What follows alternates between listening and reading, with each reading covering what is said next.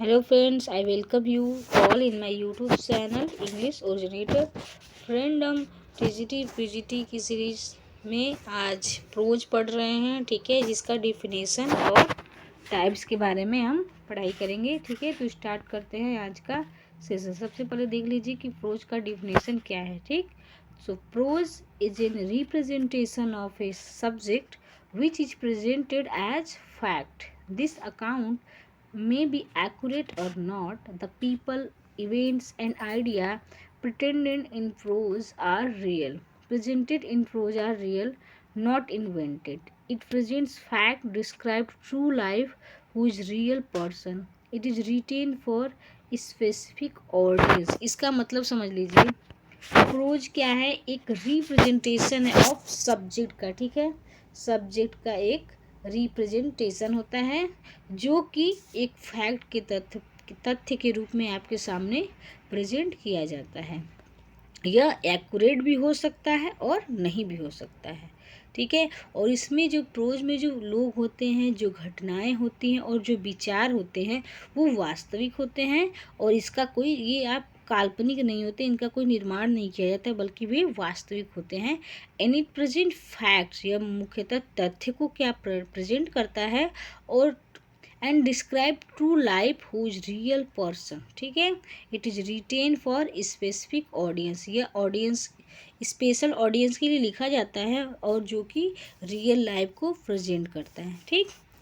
तो prose style represent particular way of author represent his view for writing. Prose में जो है author अपनी एक विशेष शैली को प्रेजेंट करता है। His tone always clear and compact, और उसका जो टोन होता है वो हमेशा क्लियर और कॉम्पैक्ट होता है। Because prose is a language of exact thinking, prose is a direct approach.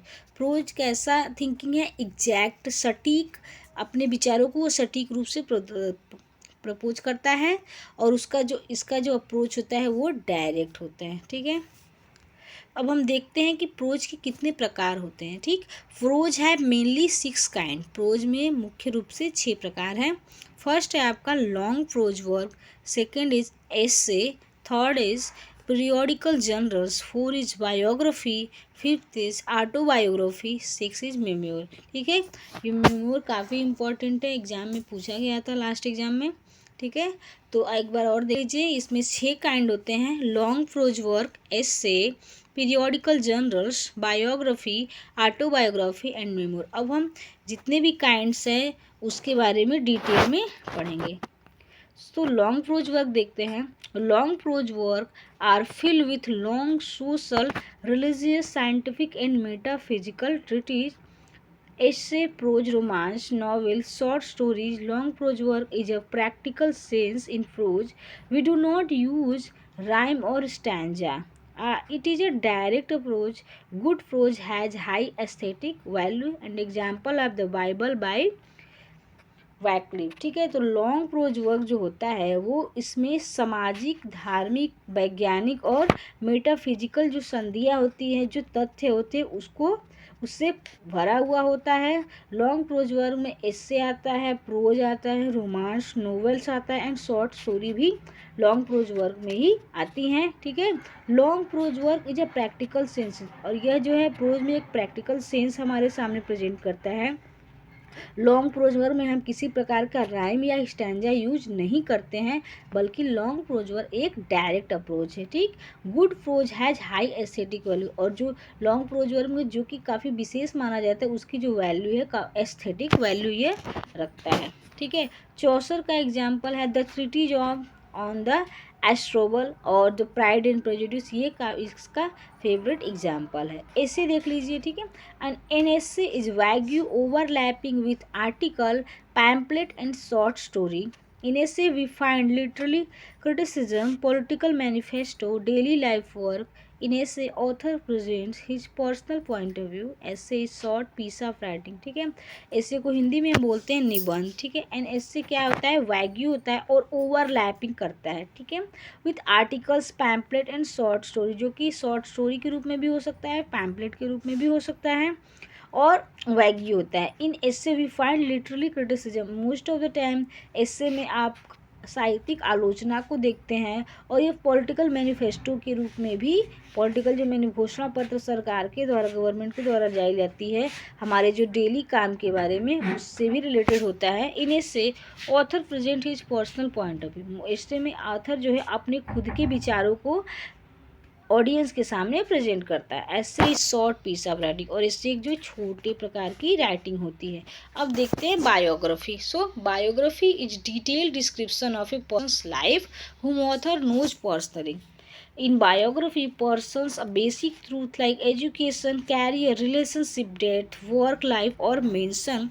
A biography present persons life story, biography और यूजली नॉन फिक्शन। ठीक है, बायोग्राफी समझिए, बायोग्राफी जो होती है किसी ऐसे व्यक्ति के बारे में, उसके बारे में ये वर्णन करता है जिसे ऑथर खुद से, वो स्वयं रूप से वो जानता है।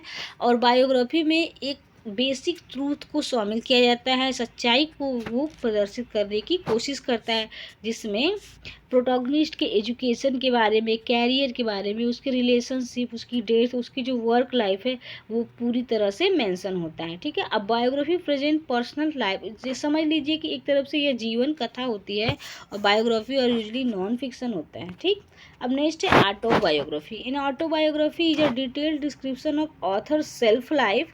इन autobiography author express every minute and important event of his life like birth, work, relationship and everything. Autobiography जो होता है वो ऑथर के खुद के बारे में, उनके जीवन के बारे में वर्णन होता है। और ऑटोबायोग्राफी में ऑथर जो है वो कोशिश करता है कि वो अपने हर एक जो इम्पोर्टेंट समय है, अपने जो जीवन में इम्पोर्टेंट घटना घटी है, अपने जैसे कि अपने जन्म के बारे में, अपने वर्क के बारे में, अपने को जो पर्सनल उसके रिलेशनशिप है, सब कुछ वो आपको डिटेल में माइन्यूट आपको वर्णन करता है। अब है मेमोर, जो कि काफ़ी इंपॉर्टेंट है। So memoir is a collection of memories that an individual writes about moments or event both public and private. Memoirs are written from the first person point of view. इसमें memoir में क्या होता है कि घटनाओं की एक कलेक्शन होता है जिसमें व्यक्ति लिखता है अपने खुद की घटनाओं के बारे में, या किसी और की घटना के बारे में भी लिख सकता है, जो कि पब्लिक भी हो सकती है और प्राइवेट भी हो सकती है। और मेमोर में का ये जो इम्पोर्टेंट की है कि first person point of view, जो कि किसी फर्स्ट पर्सन के खुद के, उसके खुद के विचारों पर यह आधारित होती है। ठीक है, तो कैसा लगा मेरा सेशन? अगर आपको अच्छा लगा हो तो प्लीज़ लाइक करिए, और अगर आप मेरे चैनल पर फर्स्ट टाइम विजिट कर रहे हैं तो please have a subscribe. Thanks for the watching.